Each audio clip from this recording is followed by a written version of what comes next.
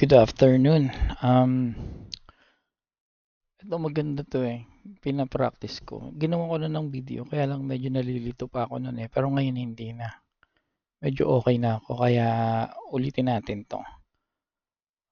Saka marami pa ako naisip na pwedeng idagdag eh. So ayos-ayos to. Let me see. Let's try it here. XRP tayo. 4 hours. Remove drawing 4 hours. So, gagamitan natin to ng mga label like level 1. So, sa 4 hours, tanggalin muna natin tong mga to. Hindi pa natin to kailangan eh. Pero mamaya idadagdag natin yan para mas maliwanag yung explanation. Meron pa isa na tira. Yan. So, level 1 is nag-start ako ng 4 hours. Okay. Gagawa tayo ng parallel dito.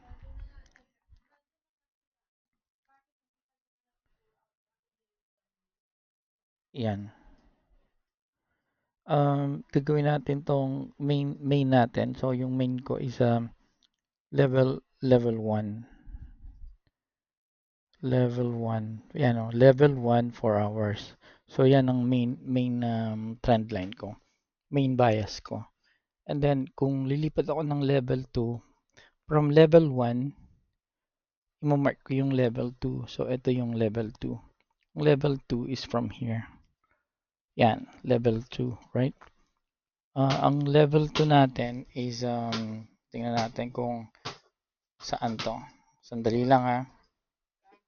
Ito, level 2 natin is 45 minutes. So, na-mark ko na yung level 2, lilipat na ako ng 45 minutes. So, ito na yung level 2 ko sa 45 minutes, right? Now, yung level 3 ko from 45 minutes, i-mark ko rin yun. So, ang level 3 ko is this one right here. Level 3, right? Ito mga level 3 yan. Ito. Level 3 yan. Yan. So, ito ang level 3. Ang level 3 na to, bali 15 minutes. Right? And then, kung mapapansin nyo, dito sa level 2, na-break na ng level 3. Ito. Na-break niya na to. Ito. Na-break niya na yan, right? So, at ito ang level 3 natin is 15 minutes. Lilipat tayo ng 15 minutes. So, sa 15 minutes, pwede natin gawin yung level 4. So, sa level 4, ito yun, right? Itong mga to, level 4 to. Yung mga up and downs na yan. Level 4 yan. To. Itong level 4 mo na to, ang naka-break. Yung 50 minutes na naka-break dun sa 45. Right? So,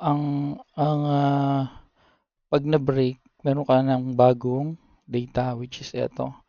Ito na yung bago mong data. Yan. Pero later on pa yan. And then, pwede mo silang kunin lahat. Then, within the level inside, makikita mo yung ups and downs, right? So, etong level 3, kung nag-create ka ng level 4, which is this one. So, this one. Kasi include to sa, itong ginawa ko to, include yan sa level 3 eh. Included yan sa level 3 eh. Yung ginawa ko na yan eh. So, inside ng level 3, yun yung level 4. So, ito yun. Itong mga nasa loob na to yung level 4. So, sabihin natin na ito, level 4 yan. Yan. So, kung mamark tayo ng level 4, ito. Say natin na ito ang level 4 natin. Itong level 4 natin. ito ang level 4 natin. So, i-mark natin ng level 4. So, pupunta tayo ng 5 minutes. Ito. So, ito yung level 4 natin sa 5 minutes. Right? Nan, yung loob ng 5 minutes, may mga level din yan, di ba? Like say, ito, level 1 na yan, which is 1 minute. Ito. Let's say ito, level 1 to ng, yan, level 1. Sa 1 minute na yan. So, pag nalagay mo na yung level na yan, ng 1 minute, yan, level 1, 1 minute, yan. Yan yung mga bibreak na yung mga level. Ang pag-work niyan is, pag-umpisa tayo sa level 4, back to level 4, right? So, ang makaka-break sa level 4 is, sa level 1 is level 2. So, itong level 2 na yan, meron niyang downtrend saka uptrend, right? Itong level 2 na to, yung level 2 na yan, may uptrend din yan. Na pwedeng bumbreak sa 4 hours and so on and so forth. Yung level 2, which is level 2 natin, which is itong level 2 natin, ang be-break dyan is yung level 3, which is may uptrend, saka may downtrend. May downtrend. Yan yung level 3. Ang be-break sa level 2 is level 3. Ang be-break sa level 3 is level 4. Ngayon, eto, binrake na ng level 3 yung level 2. Dito, may kita natin. Binrake na nung level 3. Itong level 3. Binrake niya na yung level 2. Right? Yan. Binrake niya na itong level na to. Level 3 yan. So, yung binrake na ng 15 minutes, yung 45 minutes. Ngayon, paano tataas to? Dito mo i-consider kung saan ka mag-trend, mag gagawa ng trade. Kung mag-trade ka sa kung magti-trade ka sa level na to, ang kailangan mong ma-break is kung ito ang gusto mong ma-break, ito ang iti-trade mo. Hintayin mo ma-break yan, mag-pullback yan. Kasi na-break niya na to, may bagong data, right? Pwede yang mag-pullback somewhere around here lang and then a-up na. Pero kung hindi pa yan na-break, etong level 3 na to, level 3 yan, to, level 3, ito, binibreak, tinatry niyang i-break yung tinatry niyang i-break yung level 2 ba level 2 tinatry i-break nitong level 3 yung level 2. So kung dito ka mag-trade nga level 3, kung dito ka mag-trade, etong babantayan mo. Itong level 3 na to para i-break niya yung level 4. Level 2. Kung ang iti-trade mo naman is itong 15 minutes, kung iti-trade mo naman is itong 15 minutes, itong 15 minutes, ang iti-trade mo dyan is yung level 2, level 4, which is ito yung level 4 mo. Hintayin mo tong ma-break, right? Hintayin mo ma-break yan para magkaroon ka ng new trend. Yan. Right? So, ito, ang tin-trade mo dyan. Ito. Yan. Na-break, di ba? So, tin-trade mo to na break down and then going up. So, itong level na to, para dito lang sa support and resistance ng level 3 mo. And then, kung iti-trade mo yung loob na yan, that would be Kung nasa 15 tayo ngayon, lilipat ka ng 5. Dito sa 5 minutes, ito naman ang ititrade mo, itong loob, papunta doon sa 15 minutes. Di ba? Na-gets nyo? And then, ang confluence niyan is tong RSI mo. Tong RSI mo. Ayan. Yung bull ng mga RSI, katulad nito, may bull dito. Ayan o. So, yan ang isa sa confluence mo na mag-up na siya. Pero, yan kasi, yung mga bull na yan, dito mo lang lahat makikita yan sa ilalim or sa taas bear. Pero according dito sa 4 hours, pag nasa 4 hours ka, lahat ng parallel mo may kanya-kanyang bull yan. Kaya yung bull mo rito, pag tinitingnan mo, hindi pantay-pantay. Dahil yung ibang bull nagko-corresponds dun sa parallel nila inside ng parallel. Right? Anyway, ganun yan. So, kung tinitrade ko tong XRP, ito yung mga trade ko within the trade inside ng mga parallel. Ngayon, kung gusto ko i-trade lang yung 45 minutes, ito lang ang iti-trade ko, itong 45 minutes na to. Ito lang ang iti-trade ko. Hintayin ko lang tong umabot doon. Then hintayin ko umabot sa baba and then hintayin ko umabot sa taas. Kung iti-trade ko naman yung 15 minutes, iti-trade ko yung 15 minutes. Ito 15 minutes. Ito ang trade ko. Hintayin kong umabot ito doon sa baba doon and then dito hanggang baba. Yan ang trade ko. Pero meron akong isang existing trade na uptrend na ito ang hinihit. Ang mga trade na ginagawa ko is yung ang tag nito yung scalping. Right? So nasa inyo na ngayon kung sinong trade ang gagawin nyo. Kung ang trade nyo ba is etong level 2 ng 45 minutes, which is mag-start dito and then up and down bago nyo maabot yun. Right? Or ma-break. Ganun yun. Paliit ng paliit. Anyway. At alam nito, bear. Right? Pero hindi dito sa main, hindi doon. Pwede dito sa pinaka-main mo. Yan. Pwede yan, ayan, kaya nga nabutas niya tong 45 eh. Kasi itong bear na to, halos malapit na rito. Mas malapit na yan dyan. Meron niyang tendency na umabot na doon. Meron niyang tendency na umabot na yan dito. Umabot yan. Yung 15 minutes mo. Right?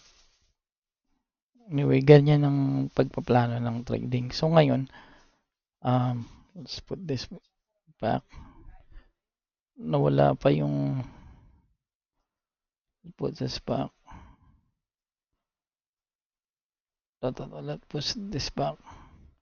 Ngayon, ang trade natin is nabutas nung level 3 yung 45 minutes. So pupunta ako ng level 3 which is 15 minutes. Ito na yon. And then, pwede akong intayin tong pumasok dito bago ako mag-up or pwede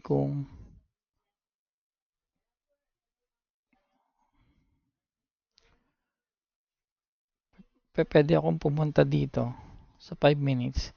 Then, ayun, trade ko to. Ito, na-break niya na yung 45. So, panibagong data ito. Ito yung data na ipapalo niya for now. O ngayon, up na siya. Ito. So, ang XRP ngayon is uptrend na. Asa na yung may bumili ako dyan eh.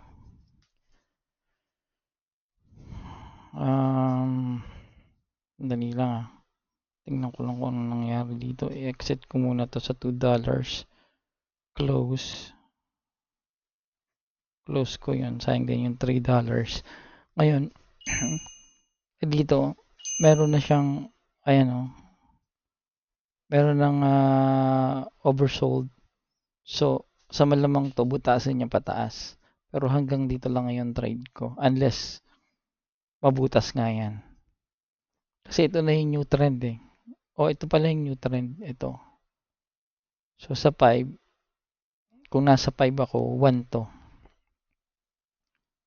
1 minute to. Itong trade na to, 1 minute to. 1. Yan. Tapos ngayon, aakyat na naman siya doon. Aakyat na naman to. Dito. Hopefully, aakyat yan dyan. Hanggang mabutas niya tong 5 minutes. And then, magpaplano tayo. Magtitingin tayo ng bagong plano. Kasi ito, continuation yan ng pagbutas niya. Tingnan natin kung anong mangyayari.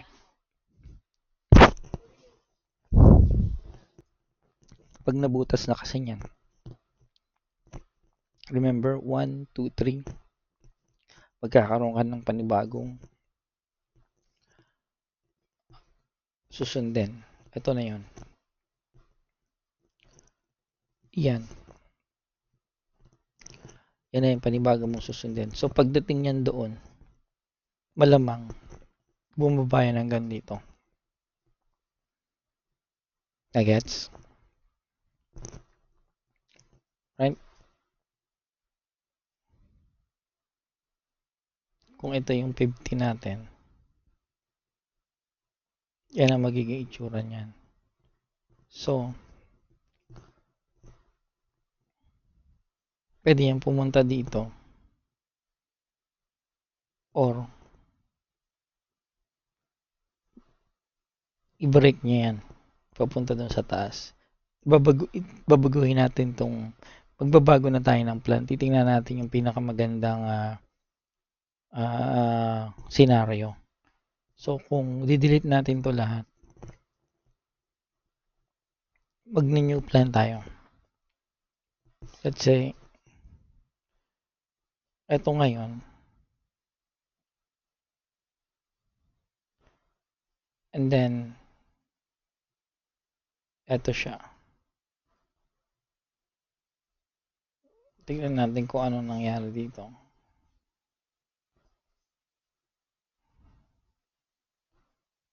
Level 2. Yan. And then eto. Level 3. Yan. Tingnan natin kung anong gagawin nito. And then from here, maghahanap tayo ng magandang pattern. Pwede nating intayin kung anong pattern ang gagawin sa atin. Kasi ito, pwede mo rin hanapan ng pattern according to this eh. Ito, bull.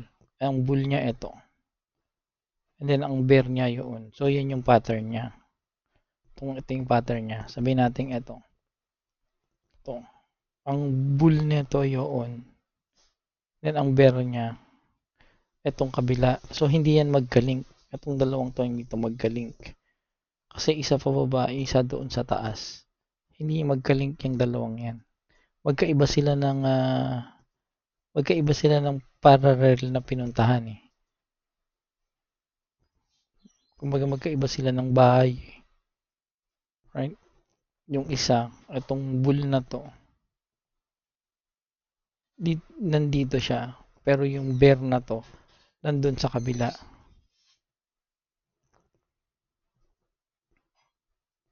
Yan. So, itong dalawang yan. Itong bull na to, hindi nakalink dun sa bear na yon. Itong bull na to, wala yan. Ito yan. Itong bear na to doon. So, ito ang dalawang magkalink. Yun, itong isang to hanggang dito. Pero ito doon hanggang dyan. Hindi sila magkasama. Okay? Sana naintindihan nyo. Ito, dito to. Hindi, nagtama yung dalawa. So, malakas din yan.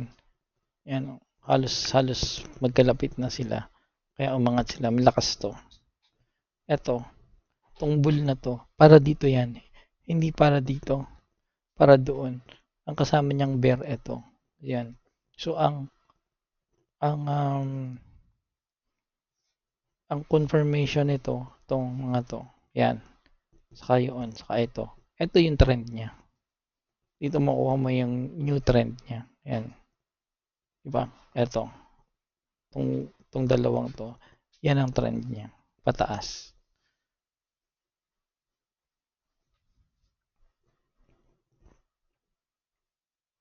So, tingnan natin. Nagkamali ako. Si 15 pala. Pababa pa. Ito yung trend ni 15. Oh. Yan ang trend ni 15. So, nasa 15 ako. Lilipat ako sa 5. Right? Yan ang 5. And then, dito sa 5, pag inabot niya to, tataas na siya. Ito yung 15. Ayan ang 5. Pero within the 5, meron pang 1 yan. Ayan mga 1. Ayan, 21 minutes. Okay? Check nyo kung naintindihan nyo. Ulit-ulitin nyo na lang siguro yung video. Okay. That's it for now. Bye-bye.